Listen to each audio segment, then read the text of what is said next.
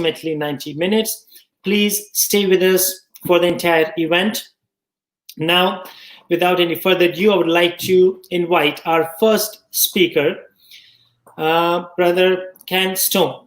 Ken Stone is a long-time Palestinian solidarity, anti-war, anti-racist, and environmental activist. Raised in a Jewish home and now residing in Hamilton, Ontario, he is treasurer of the Hamilton Coalition to Stop the War and executive member of the Syria Solidarity Movement. Please welcome Brother Ken Stone. Thank you, brother. Al-Quds Day 2020 is another win for us. Last year, Premier Ford and Mayor Tory tried unsuccessfully to ban the Toronto Al-Quds rally and rob us of our democratic right to express solidarity with the Palestinian people.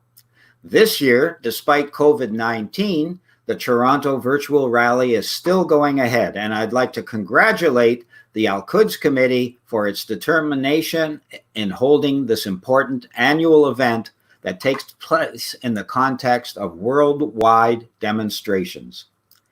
2 years ago, on Al-Quds Day, we were protesting Trump's moving of the U.S. Embassy to Jerusalem, at which time a vote was held at the UN General Assembly in which 128 countries voted against the move and only 9 supported it.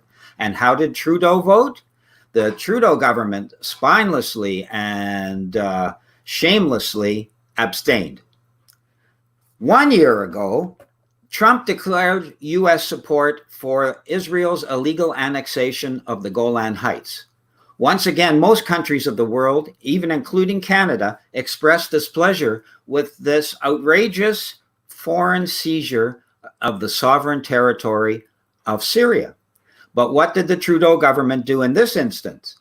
It failed to remove the charitable status of the Jewish National Fund, which raises tax-free donations in Canada to build Jewish-only settlements in the Golan Heights. I say shame on the Trudeau government for pandering to Israel and its sponsors in Canada.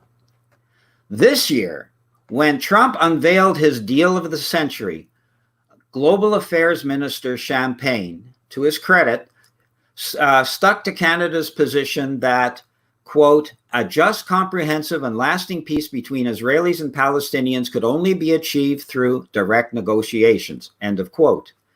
However, when Trump recently gave the green light to Israel to annex parts of the West Bank, Champagne was silent. A few days ago, the Green Party of Canada sent a letter to Trudeau, and I'll read a bit of it, and it says, Trudeau should bring this matter up with the utmost urgency to Canada's international partners and to apply pressure on Israel to back down from this dangerous plan. If strong words by international leaders prove insufficient to convince Israel to abide by international law, the Green Party letter goes on, then tougher measures such as sanctions might be called for, end of quote. The Green Party of Canada deserves high praise for this statement, which sets it apart from the other political parties in Canada. Presented with the deal of the century, for Palestinians, resistance can be the only way forward. Of course, the mere fact that the Palestinians continue to live on the land of historic Palestine, as it were, by hanging on their very fingertips, it's a form of resistance. But they do much more than that. They have the Great March of Return, the Palestinian prisoner struggle, opposition to home demolitions in East Jerusalem, unauthorized demonstrations almost every day in the West Bank against the proposed annexation. These are just some examples of the Palestinian resistance that goes on and has been going on for 72 long years since the establishment of the State of Israel.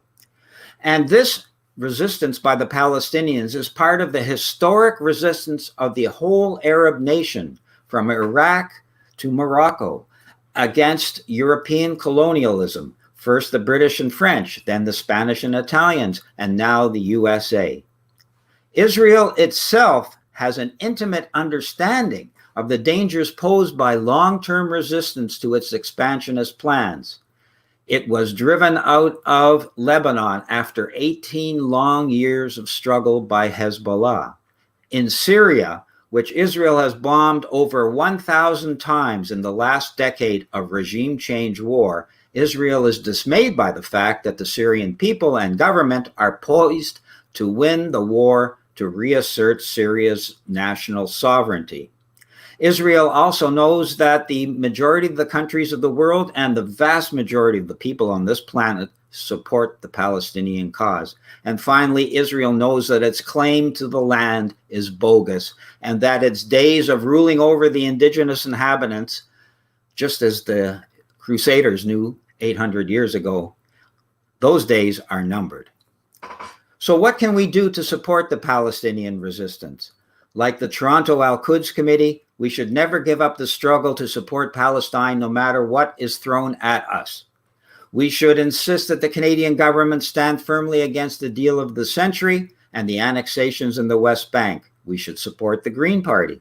We should demand the removal of the charitable status of the Jewish National Fund, endorse the Gaza Freedom Flotilla, and support BDS. In short, we should do everything we can in Canada to help the Palestinians resist Israeli occupation and realize their dream of a Palestinian state in all of historic Palestine.